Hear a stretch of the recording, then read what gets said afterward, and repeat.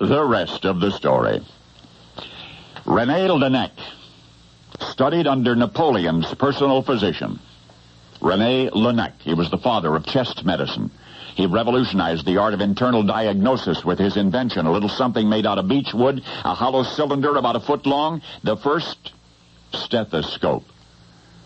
Because of this simple device and its subsequent benefit to mankind, the name Rene Laennec lives to this day in the annals of medicine. But history has forgotten the rest of the story. Rene Laennec, born in Brittany, 1781. When he was 5, his mother died. The boy was sent to live with an uncle, a country priest. He spent the long years of the French Revolution with another uncle, and in 1795, when the smoke began to clear, he began to study medicine. At first, he was an assistant army surgeon. Later, he arrived in Paris to study under none other than Napoleon's personal physician. Laennec's scholastic success was exceptional, but there were many exceptional young medical students in that day.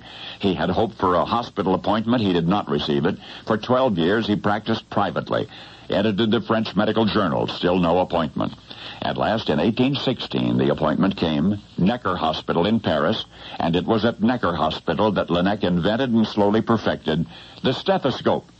The idea was born when the doctor saw a couple of children playing with a wooden beam. The first child was scratching one end of the beam with a pin. The second child was listening at the other end of the beam, and the sound of the pin scratching was being transmitted through the wood. To Laennec's mind, this meant much more than a child's game. Laennec first experimented with wooden tubes of various sizes and internal configurations. Eventually, he chose beechwood and a length of about 1 foot. This invention launched Laennec on an odyssey during which he would hear and analyze heretofore inaudible sounds in the human chest. Through the cylinder, the lungs and the heart spoke in an unknown language of thumps and wheezes and rattles and whistles. It would be Laennec's job to interpret this language, and interpret it he did. For the next 3 years, he gathered evidence. He recorded the various sounds heard in living patients and the type of disease seen after they had died. Soon, Laennec was able to correlate specific sounds to specific diseases, thereby hoping to treat illnesses earlier. So Rene Laennec became the father of chest medicine.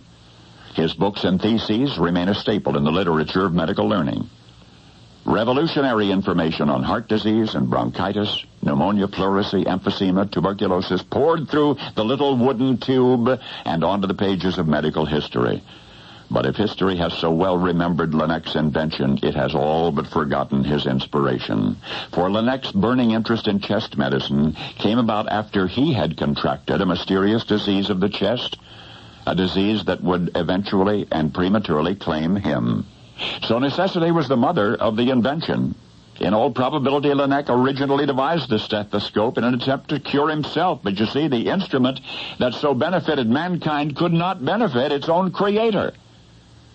Laennec alone could crack the code. He alone could read and interpret the elusive language of the chest.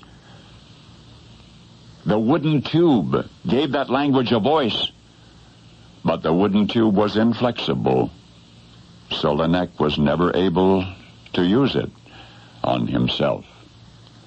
And now you know the rest of the story.